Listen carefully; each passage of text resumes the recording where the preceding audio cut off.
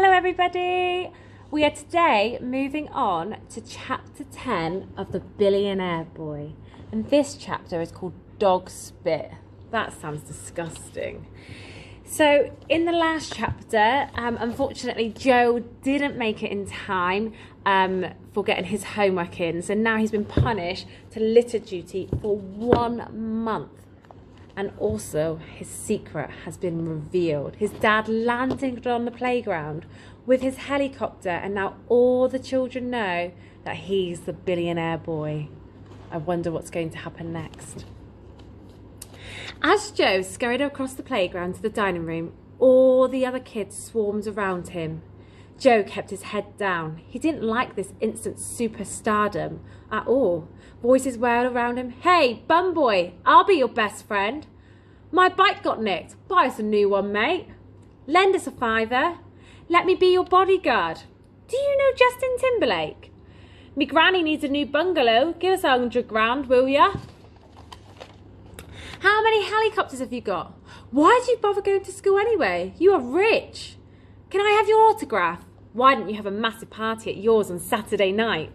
Can I have a lifetime supply of bog rolls? Why don't you buy the school and sack all the teachers? Can't you just buy me a bag of Maltesers? All right then, 1 Malteser? You are so mean."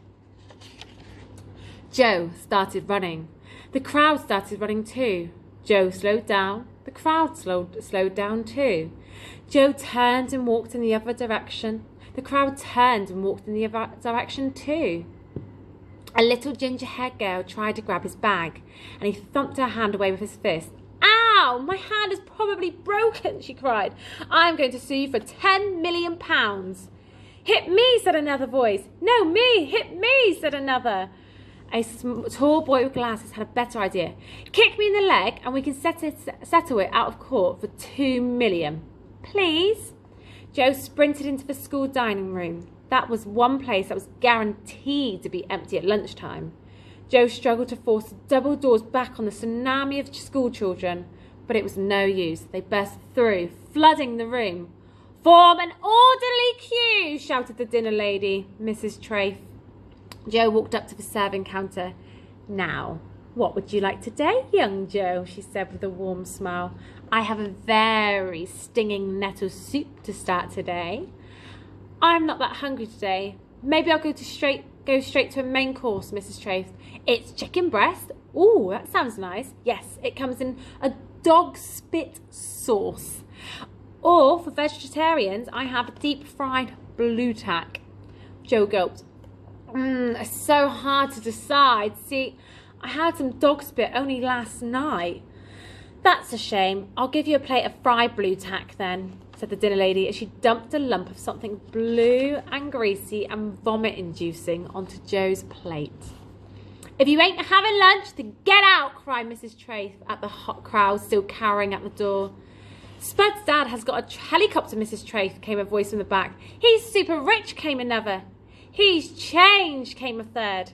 "Just give me a dead arm, Spud, and I will take $250,000, came a tiny voice in the back. "I said out," shouted Mrs. Trafe.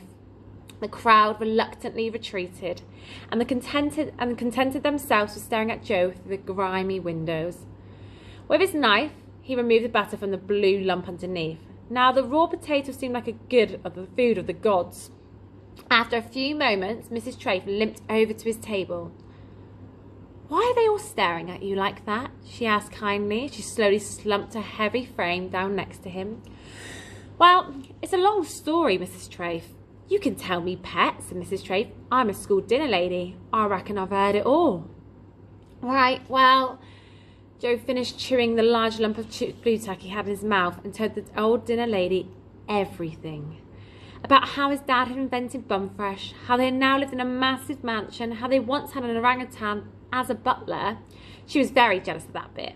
And how no one would have guessed a thing had his stupid dad not landed his stupid helicopter in the playground. All the time he talked, the other kids continued to stare through the windows at him like he was an animal in the zoo. "I'm so sorry, Joe," said Mrs. Trafe.